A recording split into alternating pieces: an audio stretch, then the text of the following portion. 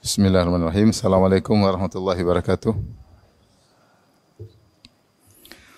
Alhamdulillahi ala ihsani wa syukru lahu ala taufiqihi wa amtinani. Asyhadu an la ilaha illallah wahdahu la syarika lahu ta'ziman li sya'nih.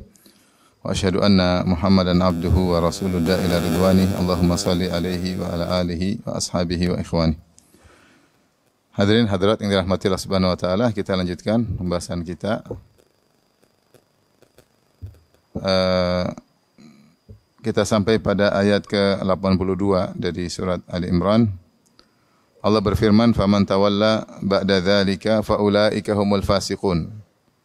Siapa yang berpaling sesudah demikian, maka mereka itulah orang-orang yang fasik. Yaitu yang berpaling dari ajaran Rasulullah sallallahu alaihi wasallam, ya. Yang di mana sebelumnya telah kita jelaskan para nabi seluruhnya telah diambil janji oleh Allah Subhanahu wa taala, jika datang Nabi Muhammad sallallahu alaihi wasallam mereka akan beriman kepada Nabi Muhammad sallallahu alaihi wasallam dan mereka akan menolong Nabi Muhammad sallallahu alaihi wasallam. Nah, siapa yang berpaling setelah itu dari para umat nabi-nabi tersebut, ya. Di antaranya umat Nabi Musa yaitu Yahudi dan umat Nabi Isa yaitu Nasara. Kalau mereka berpaling maka mereka benar-benar orang fasik, ya. Karena nabi-nabi mereka saja sudah mengambil janji untuk menolong Nabi Muhammad sallallahu alaihi wasallam. Kalau mereka saja sudah mengambil janji, apalagi umatnya tinggal mengikuti para nabi mereka. Oleh karenanya siapa dari umat-umat nabi-nabi tersebut yang berpaling, maka mereka sungguhlah orang-orang yang fasik, ya, orang-orang fasik. Kemudian Allah berfirman, "Afa ghayra dinillahi yabghun wa lahu aslama man fis samawati wa man fil ardi wa lahu aslama man fis samawati wal ardi tau'an wa karhan wa ilaihi yurja'un." Maka apakah mereka hendak mencari agama yang lain dari agama Allah? Padahal kepada Allah lah menyerahkan diri segala apa yang di langit dan di bumi, baik dengan suka maupun terpaksa. Dan hanya kepada Allah lah mereka akan dikembalikan. Ayat ini Allah menisbahkan Islam kepada dirinya. Allah mengatakan, afa ghayra dinillahi yabghun. Apakah mereka hendak mencari selain agama Allah Subhanahu wa taala, ya. Dan agama Islam adalah agama yang turunkan oleh Allah Subhanahu wa taala, yang telah dipilihkan oleh Allah Subhanahu wa taala. Tentunya hendaknya seorang memilih agama dari Tuhannya, sementara dia sendiri diciptakan oleh Allah Subhanahu wa taala. Dia diciptakan oleh Allah, dia makhluknya Allah, kemudian Allah berikan agama kepadanya. Kok bisa dia memilih agama selain yang dipilihkan oleh penciptanya? Maknanya sederhana kira-kira demikian, yaitu afa ghayra dinillahi yabghun. Apakah mereka hendak mencari agama selain Allah? Sementara seluruh yang di langit dan di bumi tunduk kepada Allah, baik dengan suka maupun terpaksa, dan kepada Allah lah mereka akan dikembalikan. Kita tahu bahwasanya seluruh yang ada di langit dan di bumi tunduk kepada Allah Subhanahu wa taala.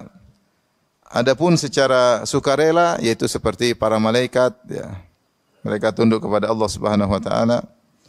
Seperti para salihin, mereka tunduk kepada Allah Subhanahu wa taala secara sukarela, ya. Demikian juga bumi dan langit tunduk kepada Allah secara sukarela. Dan juga ada yang tunduk kepada Allah secara tidak sukarela seperti orang kafir, ya. Mereka tidak mau tunduk kepada Allah namun terpaksa harus tunduk. Maksudnya apa? Kata para ulama, yaitu tetap hukum-hukum Allah berlaku kepada mereka, takdir Allah berlaku kepada mereka.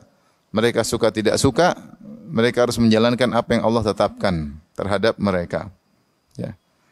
Maka berlakulah semua takdir Allah kepada mereka. Waktunya mereka sakit, ya mereka sakit. Waktunya mereka mereka meninggal.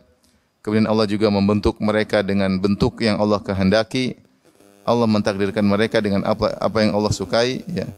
Jadi mereka tunduk kepada Allah meskipun mereka tidak suka, maksudnya bertunduk kepada hukum kauni, yaitu mereka menjalankan apa yang Allah takdirkan kepada mereka. Tidak bisa keluar dari apa yang Allah takdirkan kepada mereka. Ini sama seperti firman Allah Subhanahu wa taala dalam surat yang lain, surat Ar-Ra'd, walillahi yasjudu man fis samawati wal ardi tau'an wa karha.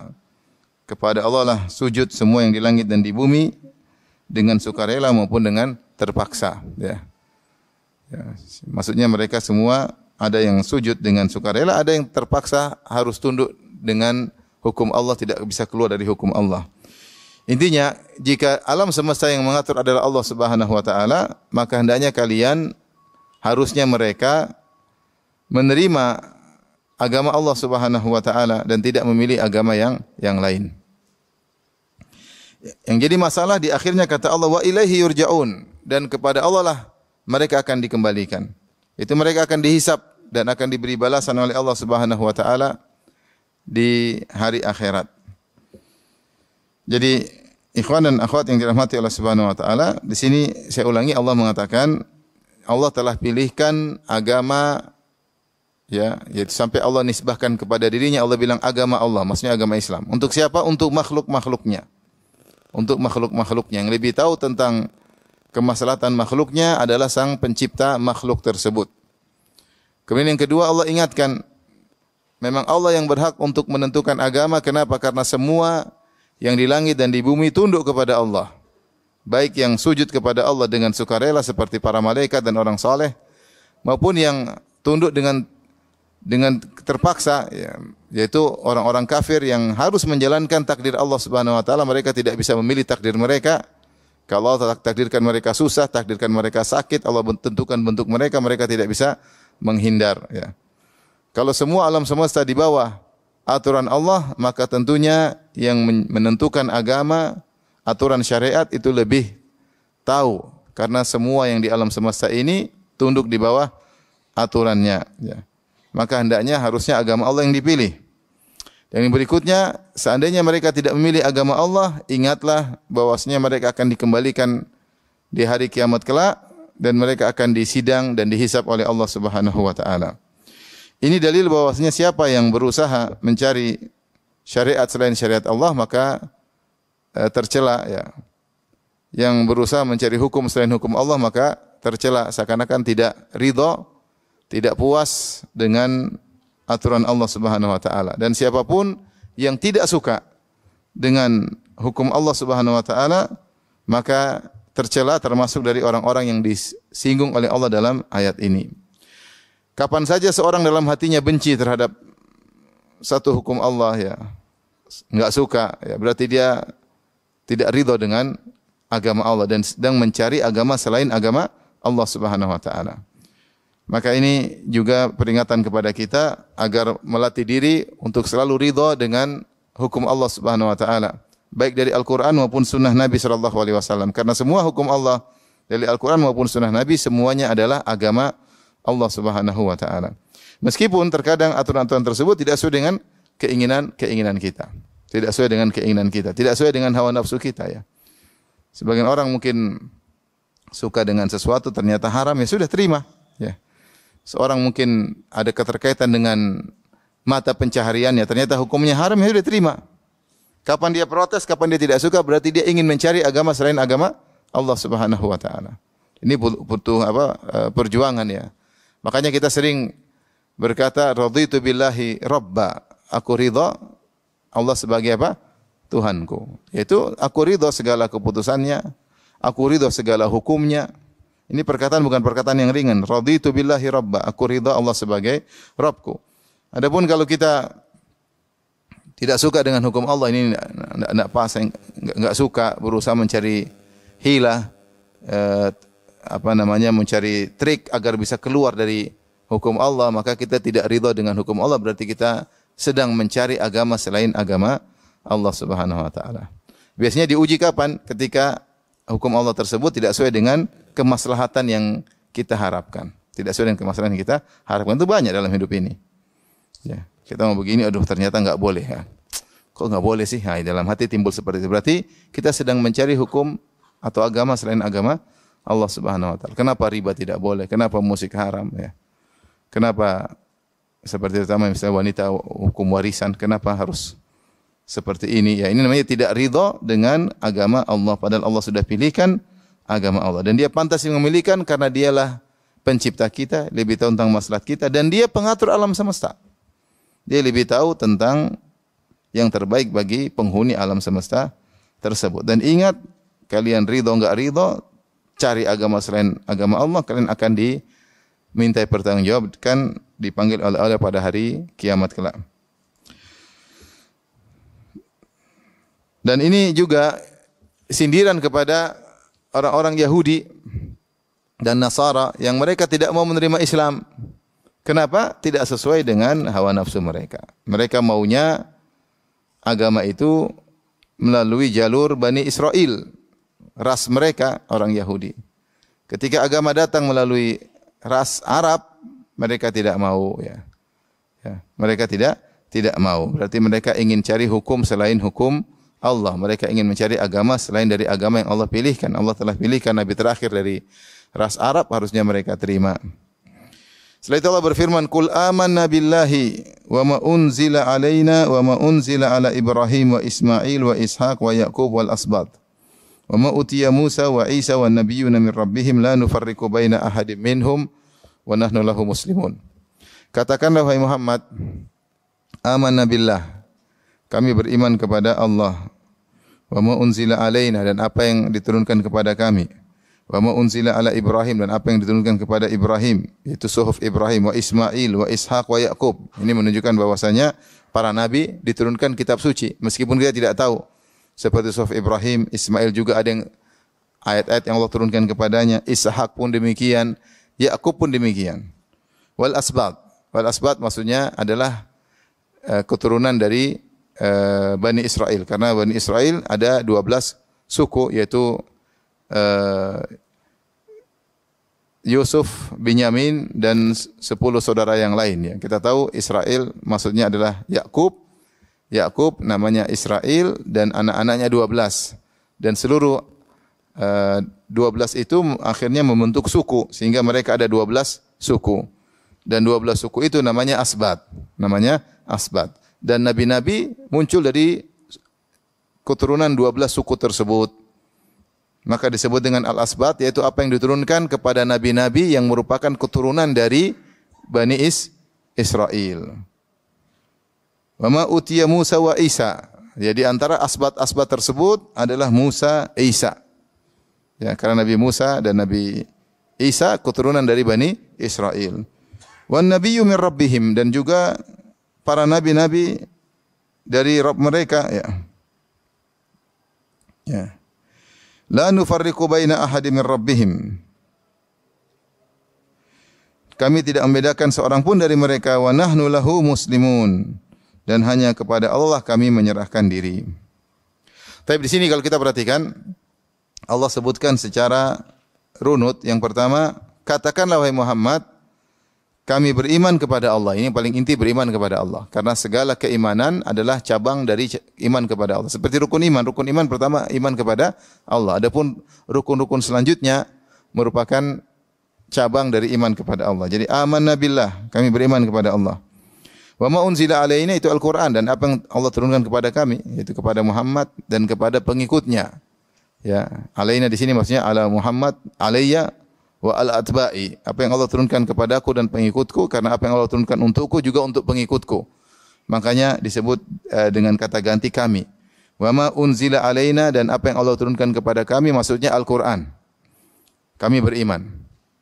Ya. Dan kenapa didahulukan? Karena Al-Qur'an adalah muhaimin yang menentukan, ya, mana dari kitab suci yang masih benar dan mana yang sudah menyimpang. Maka Al-Quran disebutkan terlebih dahulu sebelum kitab-kitab suci sebelumnya, seperti Taurat, Injil, Suhuf Musa, Suhuf Ibrahim, dan yang lainnya, karena kitab-kitab suci sebelumnya mengalami perubahan, mengalami penyimpangan, ditambah-tambahin, dikurang-kurangi, dihilangkan, ya, dipelintirkan, sebagaimana kita sudah singgung pada pertemuan sebelumnya. Dan Al-Quran adalah muhaiminun alaih, yang menentukan mana yang masih lurus, masih otentik, dan mana yang sudah mengalami perubahan. Oleh karenanya meskipun secara sejarah Taurat dan Injil sebelum Al-Quran, tetapi Al-Quran disebutkan terlebih dahulu karena dia muhaimin. Karena dia penentu untuk menentukan mana yang masih otentik dan mana yang sudah mengalami perubahan. Setelah itu, baru secara urutan tarikh. Wa ma unzila ala Ibrahim, dan apa yang diturunkan kepada Ibrahim. Ya. Karena semua Bani Israel beriman kepada Ibrahim. Ya. Quraisy, Bani Israel, semua keturunan siapa? Ibrahim. Bani Israel keturunan Yakub bin Ishak bin Ibrahim, Quraisy keturunan Ismail bin Ibrahim. Jadi Ibrahim ini tokoh yang disepakati oleh seluruh bangsa, maksudnya bangsa Arab maupun bangsa Bani Israel. Maka setelah menyebutkan Al-Quran, apa yang kami turun kepada Ibrahim. Wa Ismail. Ya, Ismail terkait dengan nenek moyang Nabi Muhammad sallallahu alaihi wasallam. Wa Ishak, dan Ismail adalah lebih tua daripada Ishak, dia anak pertama. Baru kemudian Ishak. Ismail dulu berapa? Ishak, dan Ishak adalah nenek moyangnya Bani Israel. Wa Yaqub, dan kami beriman kepada apa yang Allah turunkan kepada Nabi Yaqub. Nabi Yaqub seorang rasul, pasti ada ayat-ayat atau kitab suci atau lembaran-lembaran firman Allah yang diturunkan kepada Nabi Yaqub. Setelah itu Al-Asbat. Al-Asbat semua keturunan Yaqub. Karena Yaqub alaihissalam punya anak ada berapa? 12. Asbat maksudnya cucu. Cucu dari Asbat secara bahasa Arab itu sibut maksudnya cucu. Cucu dari arah laki-laki. Asbat. Jadi punya anak 12, dan nabi-nabi setelah Nabi Yaqub semuanya dari keturunan Nabi Yaqub. Musa, Harun, Isa, Yahya, Zakaria, semuanya dari Asbat, yaitu keturunan Bani Israel. Jadi kalau disebut Asbat maksudnya cucu-cucu dari jalur 12 suku tersebut. Yaitu Allah suruh Nabi mengatakan, aku pun beriman, kami beriman kepada yang diturunkan kepada nabi-nabi Bani Israel. Kemudian dikhususkan wa ma utiya Musa, di antara Asbat tersebut adalah Musa yang diagungkan oleh orang-orang Yahudi.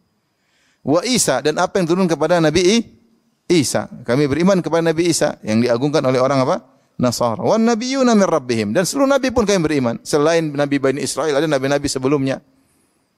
Nabi Nuh sebelumnya, ada Nabi Saleh, Nabi Hud, nabi-nabi sebelum Bani Israel, Nabi Lut. Kami beriman seluruhnya. La nufarriqu baina ahadim minhum. Kami tidak membeda-bedakan satu dengan yang lainnya.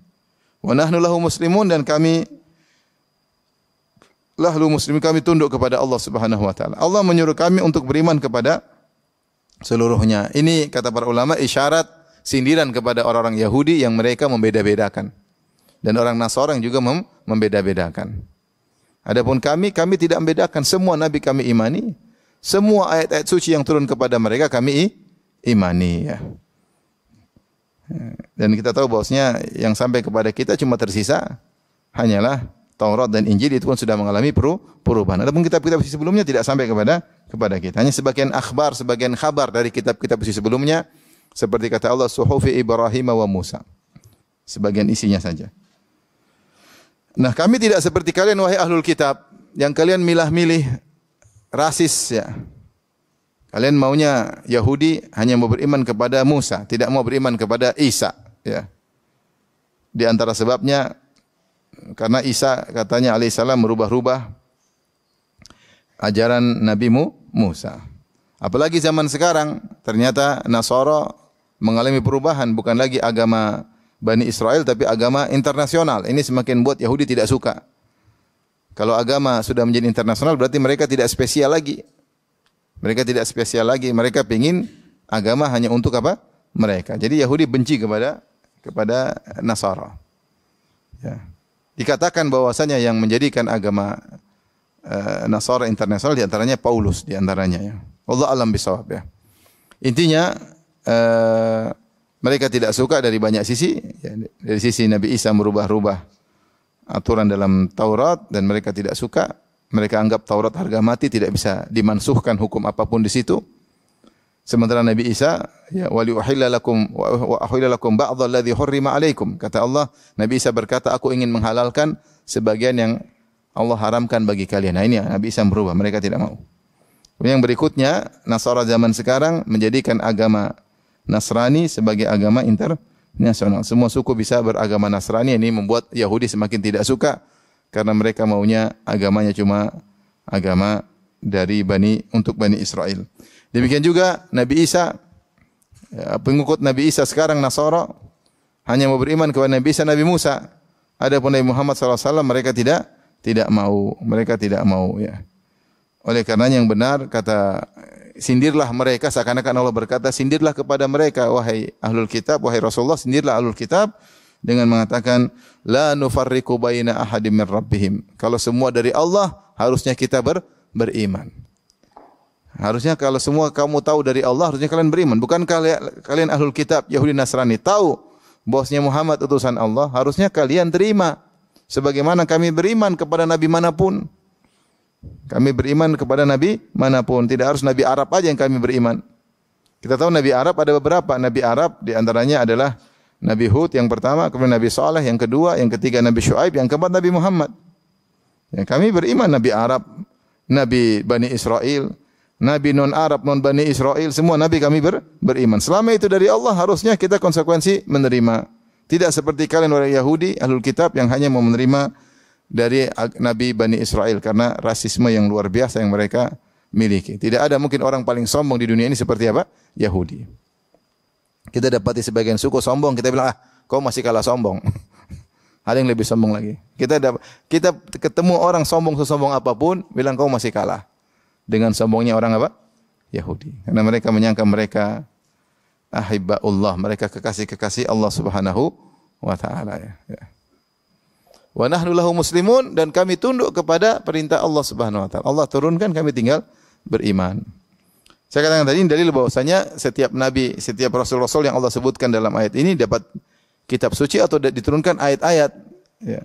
Tetapi banyak yang tidak sampai kepada kita.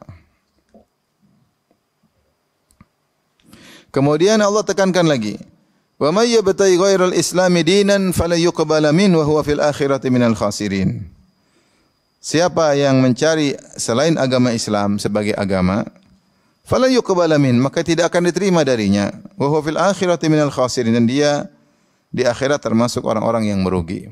Islam di sini maksudnya Islam khusus, ya. Yaitu Islam yang dibawa oleh Nabi Muhammad sallallahu alaihi wasallam yang Allah sebutkan dalam ayat yang lain, inna dina indallahi al-Islam, dalam surah Al-Maidah. Sungguhnya agama yang diridai oleh Allah itu agama Islam, karena agama yang lain sudah mengalami perubahan, dan begitu datang Islam, agama sebelumnya menjadi mansuh, ya. Ini adalah agama terakhir yang tidak ada lagi nabi setelah Nabi Muhammad sallallahu alaihi wasallam. Buktinya tidak ada lagi. Jarak paling jauh ada Nabi Isa dengan Nabi Muhammad. Nabi Isa Nabi Muhammad lahir sekitar 570-an. Nabi Isa wafat sekitar tahun 33. Yaitu jarak 33 Masehi. Jarak antara Nabi Muhammad dan Nabi Isa hampir 600-an, hampir 600 tahun. 500 lebih tahun, ya. Itu jarak paling jauh antara Nabi satu dengan Nabi yang lainnya. Ya, sekarang ini bukti tidak ada Nabi lagi, buktinya setelah Nabi Muhammad sudah 1400 tahun tidak ada lagi Nabi. Ini dalil bahwasanya memang sudah tidak ada lagi Nabi. Kalau seandainya ada, mungkin sudah jarak 500 sudah ada Nabi baru, sudah jarak 1000 sudah Nabi baru. Ini sudah 1400 tidak ada lagi Nabi baru, kecuali Nabi Bahlul, Nabi di Kerawang, Nabi di Sulawesi, di Makassar, terus ada lagi Nabi di mana? Nabi Bahlul, ya. Ya, Nabi Bahlul, ya. Sampai saya pernah lihat di klip ada orang rambut gondrong, dia bilang dia ngaku sebagai Nabi Isa. Kok kamu Nabi Isa? Iya, saya turun karena banyak kesyirikan yang terjadi, saya turun katanya. Turun dari mana? Taib. Dan ini dalil bahwasanya agama yang benar cuma satu, agama Islam. Adapun perkataan orang liberal bahwasanya semua agama sama-sama mengantarkan kepada surga, ini kekufuran. Kalau semua agama benar sama-sama mengantarkan kepada surga, ngapain Nabi Muhammad berdakwah? Ngapain Allah mengkafirkan Yahudi dan Nasrani? Ngapain? Innal ladzina kafaru min ahlil kitab wal musyrikin. Sungguhnya orang kafir dari kalangan ahlul kitab dan musyrikin. Allah mengatakan Yahudi kafir, ghairil maghdubi alaihim waladdallin. Ya, setiap hari kita baca, jangan ikuti orang Yahudi yang dimurkai oleh Allah dan orang sesat dari kalangan Nasara. Ya, Allah kafirkan mereka banyak. Laqad kafara alladziina qalu innallaha tsalutsu tsalatsa. Sungguh telah kafir yang mengatakan Allah satu dari yang tiga. Laqad kafara alladziina qalu innallaha huwal masiih ibnu Maryam. Sungguh telah kafir orang yang mengatakan bahwasanya Allah adalah Isa. Sungguh telah kafir yang mengatakan Isa adalah putra Allah. Allah kafirkan mereka semuanya. Terus datang orang-orang belakangan mengatakan enggak, semuanya sama. Semuanya masuk surga. Maka orang yang mengatakan agama-agama lain juga masuk surga, maka kafir. Hukumnya apakah? Kafir. Bukan cuma haram. Kafir. Kenapa kafir? Karena dia telah mengkafirkan ayat-ayat dalam Al-Quran yang menyatakan mereka orang-orang kafir. Kalau mereka tidak kafir, terus syirik apa lagi yang ada di alam semesta ini? Menyatakan Allah punya anak, terus tidak musyrik. Ya. Kufur kepada Nabi Muhammad tidak dikatakan kufur. Mereka kan kufur kepada Nabi Muhammad. Terus kita bilang, oh enggak apa-apa, mereka juga mukmin. Ngeri seperti ini. Ya. Meskipun kebaikan mereka sebaik apapun. Ya. Maka ini akidah sudah kita yakini sejak kita masih kecil. Agama yang benar adalah agama apa? Islam. Ini namanya eksklusivisme. Dan itu dianut oleh seluruh agama. Semua agama eksklusif. Orang Yahudi merasa paling benar sendiri enggak? Mereka merasa mereka yang masuk surga enggak? Ya. Orang Nasrani gitu juga enggak? Orang Nasrani sama, mereka merasa mereka masuk surga kalau tidak beriman kepada Nabi Isa sebagai putra Allah yang ditebus oleh Allah. Allah kirim putranya untuk disalib, untuk menebus dosa-dosa, juru selamat. Siapa yang tidak beriman kepada Nabi Isa sebagai putra Allah, juru selamat, dia tidak akan selamat. Aku diutus untuk domba-domba yang tersesat. Kita dianggap sesat kalau tidak beriman Nabi Isa sebagai juru selamat. Ini eksklusivisme. Sama Yahudi, Nasrani sama dengan Hindu, Buddha. Kalau orang Hindu, kalau ada keluarganya yang masuk Islam, dibiarkan? Enggak dibiarkan. Dihajar, diboikot. Ya. Kenapa? Karena mereka merasa sesat.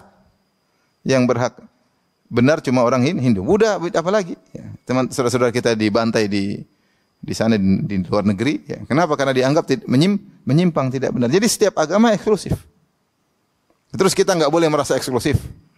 Maka datang orang-orang bahlul zaman ini, orang-orang liberal, meskipun titelnya doktor, profesor, ya, bilang semua agama sama. Yang ngomong begitu cuma orang-orang Islam bahlul. Bang. Orang Nasara enggak ada gembar-gembar seperti itu. Ada orang Nasara, hampir tidak ada. Mungkin ada yang terpengaruh liberal, tapi hampir rata-rata tidak. Yang fanatis mana? Ya, mereka mengatakan kita aja yang masuk surga. Apalagi Yahudi. Yahudi mana? Yahudi yang liberal. Yahudi liberal bilang semua agama benar. Kalau semua benar, ngapain mereka bunuhin saudara-saudara kita di Palestina? Kemudian bilang semua agama apa? Sama. Masuk surga sama-sama. Kalau semua agama, ngapain kita Islam? Lebih enak agama lain. Minum bir oke. Buka aurat oke. Nonton film oke. Ya enggak? Ngapain Islam? Kalau semua masuk surga, ngapain saya Islam? Kalau saya semua masuk surga, ngapain saya mending rubah agama saya? Lebih fleksibel. Kita Islam ini enggak boleh, itu enggak boleh. Ini enggak boleh, itu enggak boleh. Oleh karenanya mereka ini benar-benar merusak agama, akidah, dan merusak moral. Setelah mereka bilang semua agama masuk surga, kemudian mereka rubah lagi syariat. Syariat dirubah, hukum-hukum Islam dirubah. Ya, seenaknya mereka sendiri ya. Hukum waris dirubah, hukum ini dirubah, hukum ini dirubah, yang haram jadi halal, yang halal jadi haram. Terserah mereka ya. Homoseksual boleh, nikah sejenis boleh, subhanallah. Ya. Khamr boleh dalam kondisi tertentu, ya kata mereka untuk menghangatkan badan. Fatwa macam-macam ya. Jadi jilbab tidak wajib, silakan buka jilbab ya. Kalau lihat fatwa mereka ngeri. Oleh karenanya di sini jelas Allah berfirman, "Wa may yabtaghi ghairal islami dinan fala yuqbal min." Siapa yang mencari agama selain Islam tidak akan diterima. Tidak akan diterima oleh Allah. Kemudian Allah tekankan, wa huwa fil akhirati minal khasirin. Dan dia di akhirat termasuk orang yang merugi, akan masuk neraka, akan masuk neraka jahanam. Akan masuk neraka jahanam. Maka ini di antara dalil bahwasanya agama yang benar cuma Islam. Makanya Rasulullah SAW bersabda, la yasma'u bi ahadun min hadhil ummah Yahudiyun wala Nasraniyun thumma yamutu wa lam yu'min billadzi ursiltu bihi illa kana min ahlin nar. Tidak seorang pun dari umat ini mendengar tentang aku, tentang Islam. Yahudi atau Nasrani. Kemudian dia meninggal dalam kondisi tidak beriman dengan apa yang aku bawa, kecuali dia menjadi penghuni neraka Jahannam. Disebut Yahudi Nasrani karena mereka yang lebih tahu tentang Islam. Kalau mereka saja yang pengikut kitab suci yang sudah berubah tidak selamat, apalagi yang selain mereka, ya. Inilah keyakinan kita, eksklusivisme, bahwasanya kita merasa kita yang paling benar. Itu benar, itu akidah kita. Karena kita satu-satunya agama yang bertauhid, yang lain semua syirik. Yang lain semuanya apa? Syirik.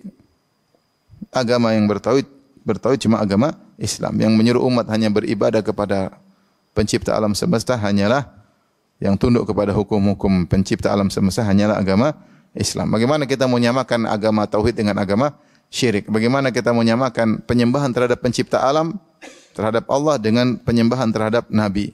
Bagaimana kita menyamakan agama Islam dengan penyembahan terhadap hewan? Gimana mau disamakan? Ya. Dua hal yang kontradiktif mau disamakan. Ya.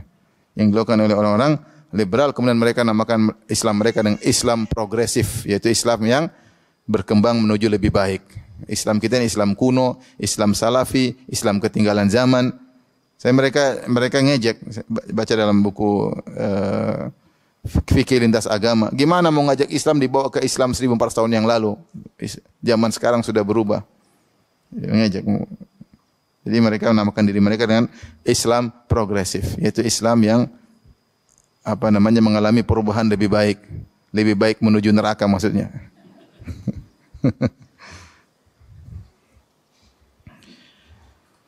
Dan qadarullah banyak tersebar di universitas Islam, ya. Qadarullah, ya. Ujian, ya. Taib ini juga disebutkan Ibnu Katsir terkait ayat ini, siapa yang mencari agama selain Islam, di antaranya pelaku bid'ah, tidak puas dengan ajaran Rasulullah sallallahu alaihi wasallam. Rasulullah mengatakan khairul huda Muhammad sallallahu alaihi wasallam. Kata Nabi sallallahu alaihi wasallam, "Inna ahsanal kalami kalamullah." Sebaik-baik perkataan adalah firman Allah Subhanahu wa taala. Wa khairul huda Muhammad sallallahu alaihi wasallam. Sebaik-baik petunjuk Nabi Muhammad sallallahu alaihi wasallam.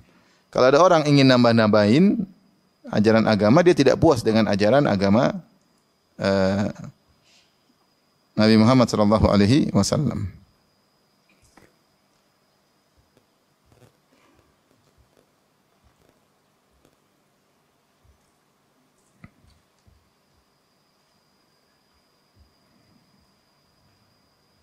Ini dibawakan oleh Ibnu Katsir. Ibnu Katsir menafsirkan ayat ini,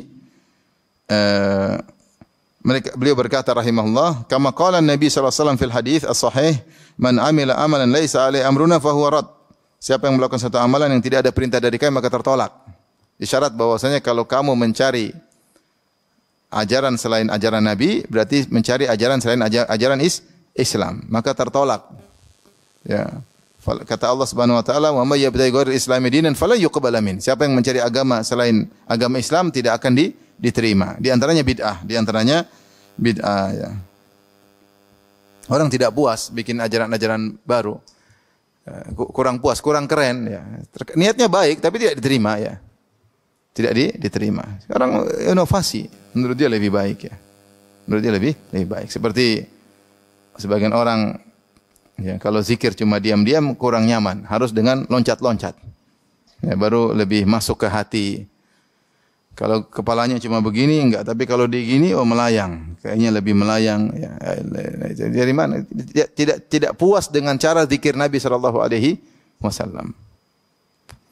Sebagian mereka salat tidak puas kecuali pasang foto syekhnya, kemudian merasa lebih khusyuk. Ini namanya bid'ah. Tidak puas dengan ajaran itu, bukan ajaran Islam, ya. Tidak akan diterima oleh Allah Subhanahu wa taala. Sebagian umrah, kalau umrah kurang keren kecuali ada 2 rakaat setelah sa'i. Akhirnya bikin lagi 2 rakaat.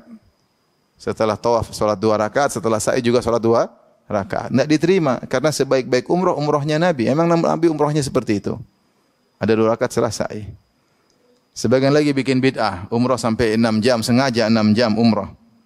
Sampai di zikir berdoa lama-lama di Safa dan Marwah sampai berjam-jam. Dari mana ajaran seperti itu? Emang Nabi umrahnya sampai segitu? Ini merepotkan umat, ya. Mungkin lebih khusyuk, enggak, jangan pakai perasaan. Umrah terbaik umrahnya siapa? Nabi. Ini umrah sampai doa berjam-jam, umroh dari mana seperti itu ya. Mungkin keren, pengikutnya lebih senang, lebih khusyuk, tapi bukan dari Nabi sallallahu alaihi wasallam. Nabi umroh biasa. Naik ke atas, turun cepat, tidak lama. Ya, doa secukupnya. Menyengaja harus doa. Mungkin bawa buku doa kepanjangan harus selesai. Ya ini dari mana seperti itu? Ya. Dulu para ulama mengingatkan seperti doa putaran pertama baca ini, putaran kedua baca ini, bid'ah ya. Tidak ada contohnya. Umrah terbaik umrahnya siapa? Nabi sallallahu alaihi wasallam. Jangan bikin gaya umrah model sendiri ya. Kalau lebih khusyuk, lebih mantap ya, lebih khusyuk lebih mantap belum tentu benar di sisi syariat ya. Belum tentu benar di sisi apa? Syariat ya. Ada lagi yang bilang macam-macam bikin fatwa aneh-aneh ya. Harus haji. Kenapa haji sekarang fardu kifayah, bukan sekedar sunnah? Karena fardu kifayah pahalanya lebih besar karena wajib. Yang bilang haji sekarang fardu kifayah itu kalau enggak ada yang haji. Baru kemudian kita haji supaya tetap ada orang yang haji. Ini sekarang haji sudah nunggu-nunggu. Terus memotivasi orang untuk ayo ikut. Ini karena fardu kifayah. Ini fardu kifayah gimana? Orang sudah pada haji semua. Ini pahalanya lebih besar, beda dengan pahala sunnah. Ini membohongi umat ya. Membohongi umat, semua orang termotivasi untuk haji tapi bikin pahala sendiri. Dibilang fardu apa? Kifayah. Kalau fardu kifayah itu kalau enggak ada yang jalankan, seperti musim pandemi, ya itu boleh fardu kifayah, harus tetap ada yang haji. Yang sekarang haji orang nunggu-nunggu. Sampai capek nunggu. Ini bukan fardu kifayah lagi ya. Kalau sudah haji tetap aja dibilang sunnah. Jangan kamu sudah haji, ayo ini fardu kifayah. Kalau dulu fardu wajib, sekarang fardu ain, sekarang fardu apa? Kifayah. Ini fatwa aneh-aneh saya dengar. Tidak usahlah nama-nama ajaran Nabi Muhammad sallallahu alaihi wasallam. Hanya sekedar untuk motivasi. Mungkin idenya bagus, termotivasi. Tapi enggak boleh, ya. Lebih khusyuk, ya. Tapi kalau enggak diajarkan oleh Nabi, gimana kita mau mengatakan demikian? Jadi semua orang yang melakukan bid'ah berarti dia ditolak. Sebagian dijelaskan Ibnu Katsir rahimahullahu taala. Taib kaifa yahdillahu qauman kafaru ba'da imanihim. Setelah ayat berikutnya, bagaimana Allah akan menunjuki suatu kaum ya. Sampai kemarin juga ada ceramah ya. Menggunakan hadis palsu saya ditanya, Ustaz ada yang ceramah tentang Nabi Ibrahim ketika Nabi Ibrahim mau dicabut nyawanya oleh malaikat maut, kemudian dia protes, dia bilang bagaimana saya kan Khalilur Rahman, saya kekasih Allah, bagaimana Allah mencabut nyawa kekasihnya? Akhirnya Allah kasih tahu ya namanya kekasih biar segera ketemu. Ini hadis palsu. Mestinya kalau disampaikan membuat tangisan, ini hadis palsu, nggak boleh disampaikan. Menimbulkan apa dramatis atau apa sedih, bagaimana? Tapi hadis palsu mau disampaikan gimana? Terus juga kelazimannya Ibrahim tidak terima perintah Allah. Padahal Ibrahim alaihissalam dipuji oleh Allah. Wa Ibrahim alladzi waffa. Dan Ibrahim yang selalu menunaikan perintah Allah. Allah berfirman dalam ayat yang lain, wa idz ibtala Ibrahim rabbuhu bikalimatin fa atammahun. Ketika Allah memerintahkan Nabi Ibrahim dengan perintah-perintah dan dia sempurnakan. Ibrahim tidak pernah protes, selalu sempurna dalam menjalankan perintah. Bahkan ketika diperintahkan untuk menyembelih anaknya, hanya lewat mimpi, bukan dari perintah Allah, bukan malaikat datang, mimpi. Dan mimpi cuma sekali. Ibrahim langsung kerjakan alaihissalam. Karena dia tahu perintah Allah, dia tidak pernah protes, dia tidak bilang tunggu perintah 2 kali, 3 kali, enggak. Ini mau dicabut nyawanya dia protes. Ya, katanya kekasih Allah, kenapa? Ini tidak boleh seperti itu. Oleh karenanya agama bukan perasaan. Ya. Nah, kalau kita pakai perasaan, ini bikin acara pakai musik-musik di belakang, lantunan, bikin orang nangis. Ini bukan begitu agama. Ini terjerumus dalam hal-hal yang bid'ah yang tidak diajarkan oleh Nabi sallallahu alaihi wasallam. Nanti hasilnya tidak sesuai dengan yang apa namanya. Akhirnya kajian terkadang hanya sekedar untuk hiburan. Ya. Tidak terpacu untuk belajar yang lain lagi ya. Sudah ngaji seperti kita tahu ada yang bikin begitu, kemudian nangis pulang gitu-gitu aja, tidak berubah. Tetap aja. Oleh karenanya tidak usah bikin acara-acara atau bid'ah-bid'ah yang tidak diajarkan oleh Nabi Muhammad sallallahu alaihi wasallam karena tidak diterima oleh Allah Subhanahu wa taala. Agama bukan perasaan. Ya. Agama pasti baik untuk kaum muslimin ya. Jangan karena perasaan kita ini kayaknya kurang keren, kita tambah-tambahin, kayaknya kurang khusyuk kita tambah-tambahin, akhirnya kita keluar dari ajaran Nabi Muhammad sallallahu alaihi wasallam. Allah berfirman, "Kaifa yahdillahu qauman kafaru ba'da imanihim?" Bagaimana Allah menunjuki suatu kaum yang kafir sesudah mereka beriman. Wa syahidu anna rasulah haq. Serta mereka telah mengakui bahwasanya Rasulullah itu adalah benar. Wa ja'ahumul bayyinat, dan Rasulullah telah mendatangkan keterangan-keterangan yang jelas. Wallahu la yahdil qaumadz zalimin. Sesungguhnya Allah tidak memberi petunjuk kepada kaum yang zalim.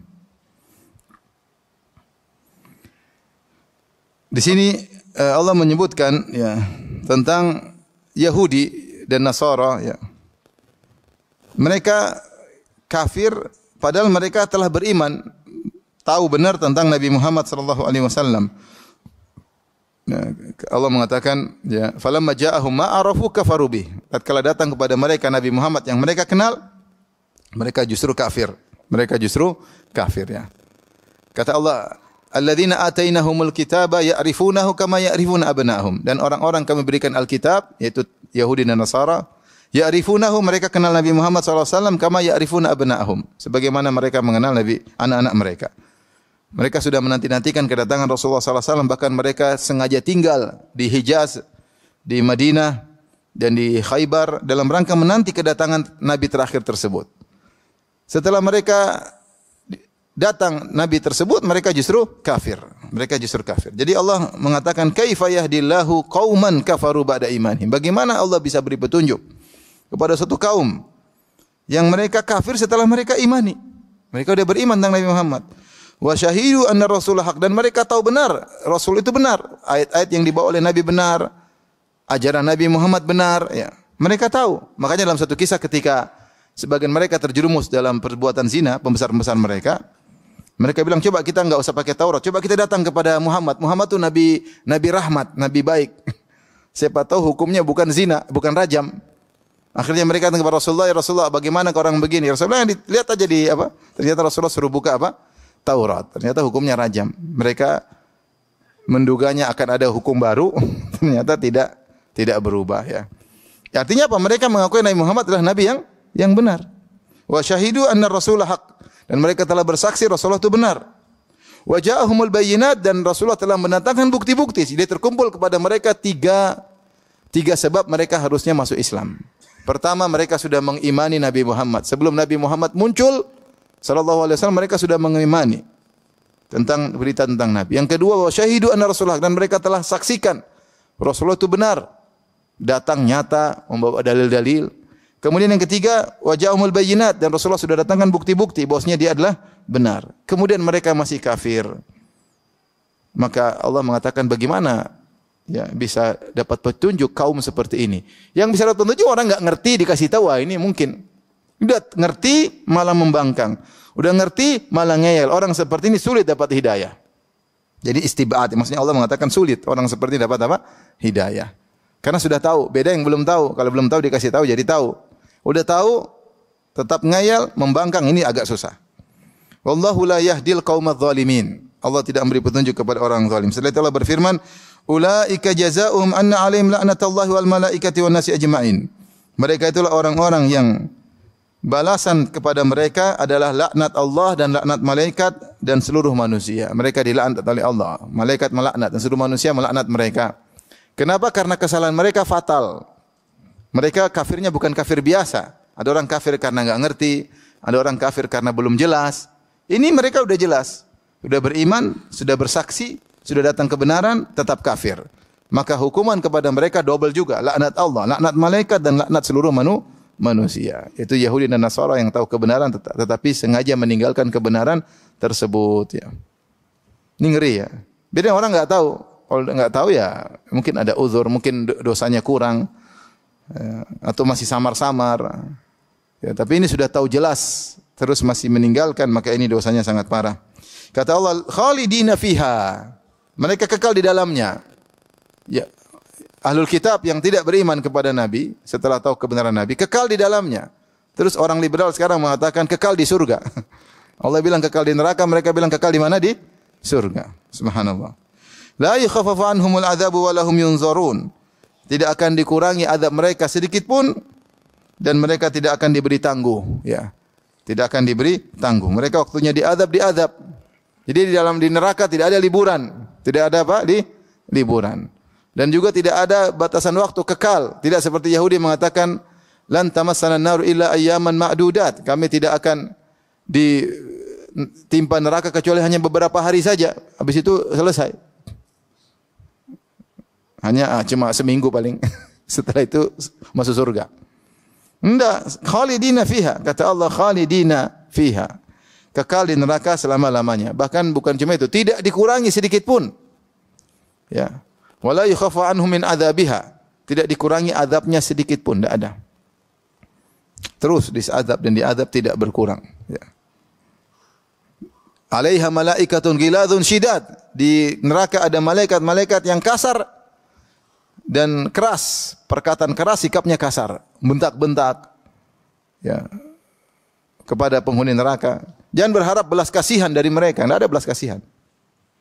Mereka keras dan kasar. Meminta dikurangi, enggak ada dikurangi. Wa nadaw ya Malik, mereka mengatakan wa qala alladziina kafaru fi li khazanati jahannam, "Du rabbakum yukhaffif 'anna yawman minal adzab." Berkata penghuni neraka kepada penjaga-penjaga neraka, "Mintalah kepada Rabb kalian agar mengurangi azab kami meskipun sehari aja." Kasih pengurangan. Enggak ada pengurangan. Enggak ada pengurangan. Mereka minta mati enggak dimatikan. Waliyadzubillah, ya. Walahum yunzarun, dan mereka tidak akan diberi tangguh. Waktunya diberi azab, akan tiba waktu azabnya. Setelah itu Allah berfirman, "Illal ladzina tabu min ba'di dzalika wa aslahu fa innallaha ghafurur rahim." Tetapi meskipun sulit dapat hidayah, tapi ada yang bisa dapat hidayah. Ada orang murtad dapat kembali ke Islam atau tidak? Ada. Ada orang pendeta akhirnya masuk Islam lagi enggak? Ada. Ada rabi akhirnya masuk Islam? Ada. Setelah dia mungkin tadinya membangkang, tadinya mikir-mikir dapat hidayah akhirnya masuk Islam. Ada. Meskipun sedikit, ya. Makanya Allah mengatakan pada ayat 89, illal ladzina tabu, kecuali orang-orang yang bertaubat. Min ba'di dzalik, setelah itu. Saatnya dia bertaubat sebelum maut menjemputnya. Wa aslahu, dan melakukan perbaikan. Fa innallaha ghafurur rahim, sungguhnya Allah Maha Pengampun lagi Maha Penyayang. Di sini disyaratkan bertaubat dan islah. Islah itu mengadakan perbaikan. Dia harus merubah diri. Ya, bahkan sebenarnya mengatakan jika dia pernah melakukan penyimpangan, dia harus menjelaskan, ya, sebisanya. Kalau dia pernah memperjuangkan kesyirikan, maka hendaknya dia perbaikan dengan memperjuangkan tauhid. Ya. Dia mengiklankan saya begini, dia apa yang saya yakin dulu adalah kebatilan, dia melakukan perbaikan. Kalau dia tukang maksiat, maka dia berubah, namanya taubat, harus ada perubahan, ada buktinya, ya. Bertobat tapi ternyata tetap melakukan maksiat, maka tidak dikatakan bertobat. Harus ada islah, melakukan perbaikan. Kata sebagian ulama, kalau ternyata dia berbuat zalim sama orang, ya dia harus selesaikan, bertobat, tapi harus menyelesaikan urusan dengan orang lain yang pernah dia zalimi. Bukan sekedar bertobat tanpa menyelesaikan urusan, karena Allah mempersyaratkan wa aslahu, yaitu melakukan perbaikan. Ya. Maka seorang yang pernah tenggelam dalam kesyirikan, ya, atau pernah mempropagandakan kesyirikan, menyuruhkan kepada kesyirikan, kalau bertobat ternyata dia perbaiki. Dia bantah semua kesyirikan yang pernah dia lakukan. Seperti siapa? Abul Hasan Al-Asy'ari. Abul Hasan Al-Asy'ari dulu pakar Mu'tazilah. Kemudian dia sadar, kemudian dia bantah Mu'tazilah setelah dia sadar, melakukan perbaikan atas dulu akidah sesat yang dia perjuangkan. Setelah itu dia berubah, dia bantah mereka Mu'tazilah. Jika telah bertobat dan berbuat kebaikan, fa innallaha ghafurur rahim, maka Allah Maha Pengampun lagi Maha Penyayang. Yaitu Allah Maha Pengampun, segala dosa sebesar apapun akan Allah ampuni, ya. Ya, Ghafur, Rahim, dan selain Allah mengampuni, Allah juga Maha kasih sayang. Ya, orang kalau Ghafur, dia merasa aman, dosa-dosanya diampuni. Rahim, dia berharap rahmat Allah, semoga masuk surga. Jadi orang yang bertobat itu diampuni, pahalanya jadi 0, kemudian dapat bonus rahmat Allah, itu masuk surga.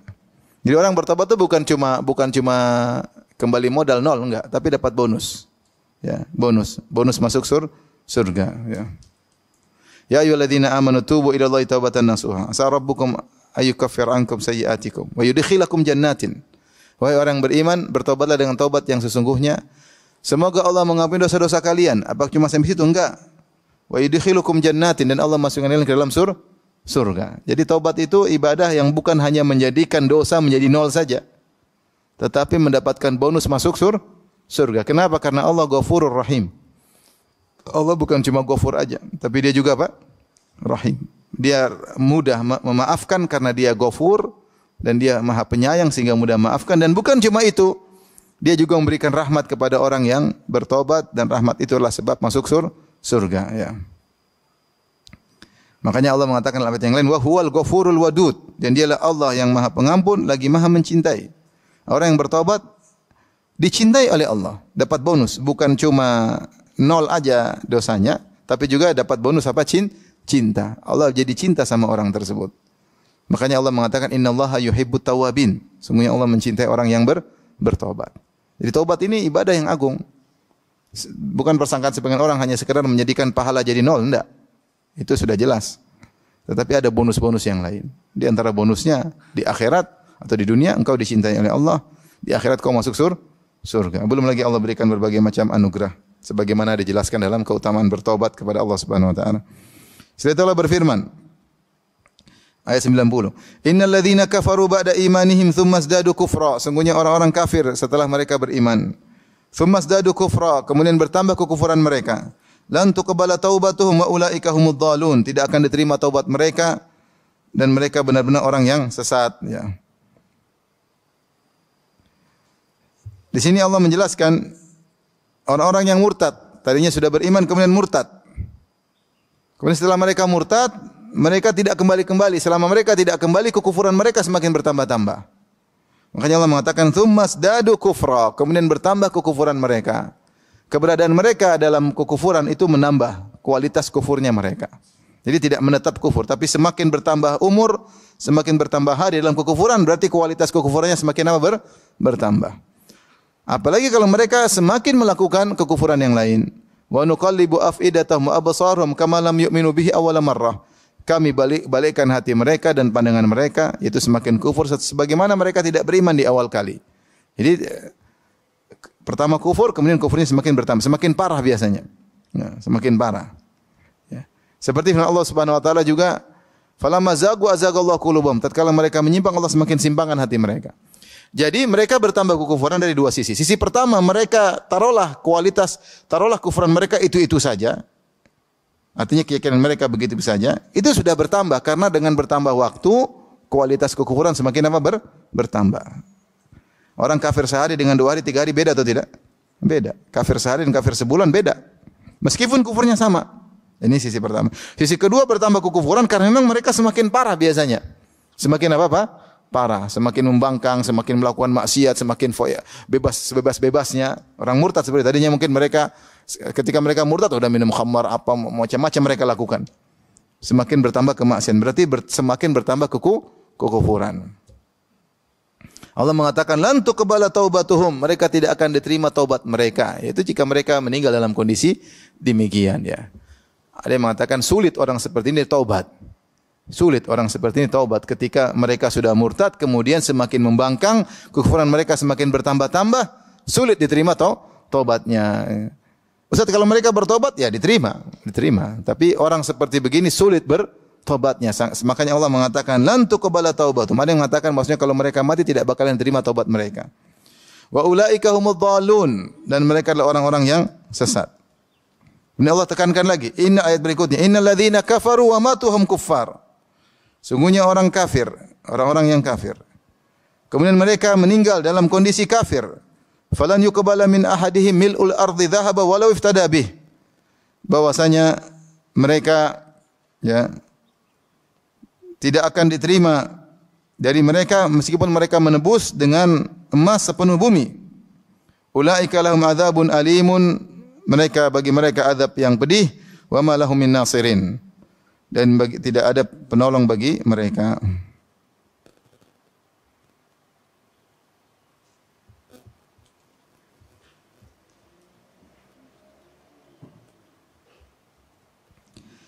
uh, di sini Allah berfirman, innal ladzina kafaru wa matuhum kuffar. Sungguhnya orang yang kafir dan mereka meninggal dalam kondisi kafir. Falan yuqbala min ahadihim. Kalau salah seorang dari mereka ingin menebus dengan emas sepenuh bumi, tidak akan diterima oleh Allah Subhanahu wa taala. Tentunya kita tahu orang kafir ketika bangkit hari kiamat ada bawa harta? Tidak ada. Tidak ada. Semua orang meninggal dalam kondisi tidak bawa harta. Yaitu kata Nabi sallallahu alaihi wasallam, yusyarun nasu yaumal qiyamati hufatan uratan gurlan buhman. Manusia dibangkitkan pada hari kiamat kelak dalam kondisi tidak beralas kaki, tidak berpakaian, belum disunat dan buhman, tidak bawa apa-apa. Semua harta ditinggal, enggak dibawa, ya. Wa taraktum ma khawwalnakum ya wara'a zuhurikum. Dan kalian meninggalkan semua yang kami anugerahkan kepada kalian di belakang kalian. Walaqad ji'tumuna furada kama khalaqnakum awwala marrah. Wa taraktum ma khawwalnakum wara'a zuhurikum. Kami bangkitkan kalian hari kiamat kelak sendiri-sendiri, ya. Sebagaimana kami ciptakan kalian di awal, itu dalam kondisi demikian. Dan kalian meninggalkan apa yang telah kalian kumpulkan, yang kami berikan selama ini di dunia. Enggak ada yang dibawa sama sekali. Buhman, kosong. 1 rupiah pun enggak ada yang dibawa.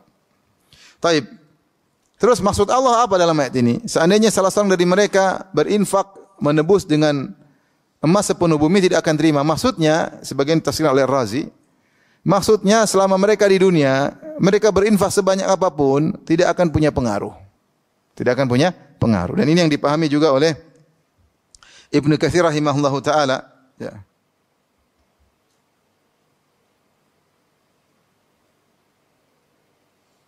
Ibnu Katsir juga mengatakan demikian, walau kana qad anfaqa mithla ardi dhahaban, ya. Meskipun telah berinfak sebelumnya emas sepenuh bumi, maka tidak akan diterima oleh Allah Subhanahu wa taala. Kata Ibnu Katsir rahimahullahu taala, ini tafsirnya seperti itu. Jadi apapun kebaikan yang mereka lakukan di dunia tidak akan bermanfaat. Seandainya dulu di dunia mereka masih hidup berinfak sepenuh bumi emas, tidak akan menyelamatkan mereka. Kata Ibnu Katsir rahimahullahu taala, walau kana qad anfaqa mithlal ardi dhahaban fima yarahu qurbah, meskipun ketika di dunia dia telah berinfak sepenuh bumi emas ini dan dia anggap itu sebagai qurbah, ibadah, mendekatkan diri kepada Allah. Kama su'ila Nabi sallallahu alaihi wasallam an Abdullah bin Jud'an, sebagaimana Rasulullah SAW pernah ditanya tentang Abdullah bin Jud'an. Wa kana yukri dhaif, dan Abdullah bin Jud'an adalah seorang sangat dermawan, suka menjamu tamu. Wa yafukul ani, dan dia membebaskan tawanan. Wa yutimu ta'am, dan dia suka membagi-bagikan makanan. Hal yanfa'uhu dzalik, apakah bermanfaat kebaikan dia selama ini? Ini yang nanya siapa? Aisyah. Jadi Aisyah radhiyallahu anha, anaknya Abu Bakar, mereka adalah Quraisy dari Bani Taim, makanya Abu Bakar At-Taimi dari Bani Taim. Dan Abdullah bin Jud'an sama dari Bani Taim, Quraisy dari Bani Taim. Jadi nenek moyang mereka, maksudnya mbah-mbah mereka.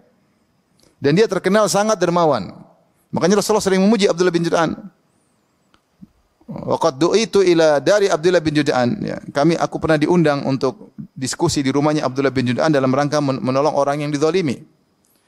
Ya, Abdullah bin Jud'an baik. Kemudian juga Rasulullah SAW waktu Abu Jahal mati di perang Badar, kata Rasulullah SAW, cari Abu Jahal. Kalau kalian tidak tahu wajahnya karena mungkin belum menendara atau terkena tikaman, sayatan, lihat di kakinya ada luka. Dulu saya dan dia diundang di rumahnya Abdullah bin Jud'an, undangan makan. Terus kami dorong-dorongan, saya dorong dia, dia jatuh, ada bekas luka di kakinya. Kalau kalian bingung Abu Jahal yang mana, ya. Jadi Abdullah bin Jud'an ini orang sangat baik, sering mengundang orang untuk makan di rumahnya. Sehingga Aisyah yang merupakan keluarga besar dari Bani Taim bertanya kepada Nabi, "Ya Rasulullah, bagaimana Abdullah bin Jud'an? Kana yukrid dhaif, suka menjamu tamu. Yasilur rahim, suka menjamu silaturahmi. Wa yafukul ani, suka memerdekakan orang yang tawanan, kan butuh biaya banyak. Orang ditawan bayar banyak. Wa yatumu ta'am, suka memberi makan. Apakah bermanfaat pada hari kiamat kelak?" Apa kata Nabi sallallahu alaihi wasallam? La, tidak ada manfaatnya. Innahu lam yaqul yauman minadh-dhahr rabbi ighfirli khati'ati yaumiddin. Dia tidak pernah ngomong sekalipun, "Ya Allah, ampunilah aku di hari kiamat kelak." Tidak pernah sama sekali minta ampun kepada Allah, karena dia tidak beriman dengan hari kebangkitan. Sehingga dia musyrik, ya. Meskipun kebaikan dilakukan banyak, tidak bermanfaat. Bahkan dalam ayat ini Allah mengatakan, seandainya dia pernah berinfak emas sepenuh bumi ini, tidak ada manfaatnya. Kita bilang ada seorang pastor atau pendeta atau biarawati yang sangat baik, sangat sosial, sangat dermawan. Meskipun dermawannya sebenarnya bumi ini isinya emas, dia dermakan tidak bermanfaat. Tidak bermanfaat, apalagi tidak segitu ya. Meskipun dia menyumbang untuk kaum muslimin, meskipun dia menyumbang untuk Gaza misalnya, emas sepenuh bumi ini tidak bermanfaat di akhirat kalau dia tidak beriman. Kalau dia beriman luar biasa. Kalau dia beriman luar biasa. Tapi kalau tidak beriman percuma. Sama seperti Amr bin Luhai al-Khuzai. Kalau kita baca terjemah biografinya disebut Ibnu Katsir dalam Bidayah wa Nihayah, seorang sangat dermawan. Musim haji suka bagi-bagi onta gratis bagi jemaah haji. Tapi dia mati dalam kondisi musyrik. Maka dia, kata Nabi, yajurru qasbahu finnar. Aku melihat dia menggeret ususnya di neraka. Kata Allah, ulaika lahum adzabun alim. Mereka itulah orang yang mendapatkan azab yang pedih. Ya, percuma kau baik sama manusia tapi kau tidak baik sama Allah, percuma. Allah yang kasih kau nikmat sehingga kau bisa nyumbang kepada manusia tapi kau tidak mentauhidkan sang pemberi rizki kepadamu. Terus apa faedahnya? Apa faedahnya? Tidak ada faedahnya. Maka bagi mereka azab yang pedih, wa ma lahum min nasirin, dan tidak ada penolong bagi mereka. Tidak ada yang bisa nolong sama sekali, tidak bisa mengurangi azab, tidak bisa meliburkan siksaan sebentar, tidak ada. Wa ma lahum min nasirin. Demikian wabillahi taufiq. Assalamualaikum warahmatullahi wabarakatuh.